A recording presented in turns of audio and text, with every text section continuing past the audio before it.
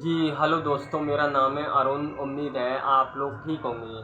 दोस्तों, उत्तर प्रदेश में 10 विधानसभा सीटों पर उपचुनाव होना है और इससे पहले उत्तर प्रदेश के मुख्यमंत्री योगी आदित्यनाथ ने एक साथ पूरे प्रदेश में मंत्रियों को ज़मीनी स्तर पर काम करने की नई जिम्मेदारी दी है। सीएम योगी ने 75 जिलों के प्रभारी मंत्री बदल दिए क्योंकि बीजेपी के लिए लोकसभा चुनाव में खराब प्रदर्शन के बाद उपचुनाव में जीत हासिल करना बीजेपी और योगी आदित्यनाथ के लिए बहुत बड़ी चुनौती है।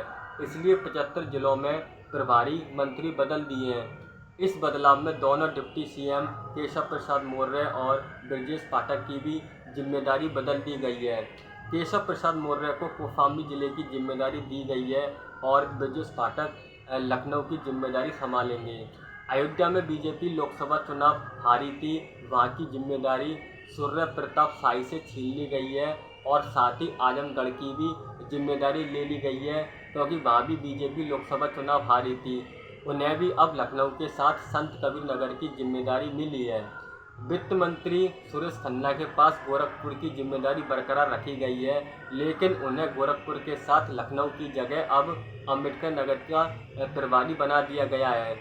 सीएम योगी ने मंत्रियों और प्रभारियों को बदला है और उनको निर्देश दिया है सभी मंत्री अपने जिम्मेदारी वाले जिलों में केंद्र और प्रदेश द्वारा चलाई जा रही योजनाओं की समीक्षा करें और रात में ठहरकर जनता तक सरकार की बात पहुंचाने का भी निर्देश दिया है। और यह सब उत्तर प्रदेश में 10 सीटों पर उपचुनाव होना है और आगे भी विधानसभा चुनाव होना है, इसलिए सीएम योगी अपने मंत्रियों को टाइट कर रहे हैं।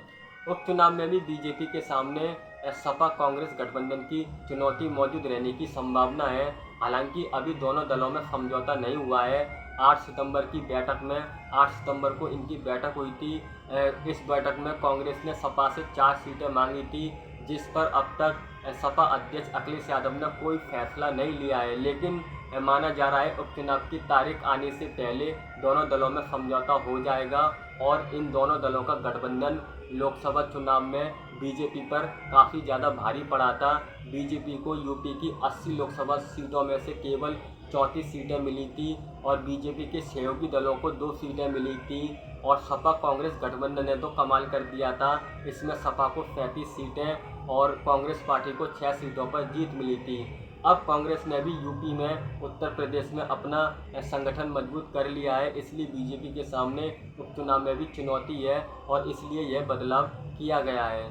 Thank you.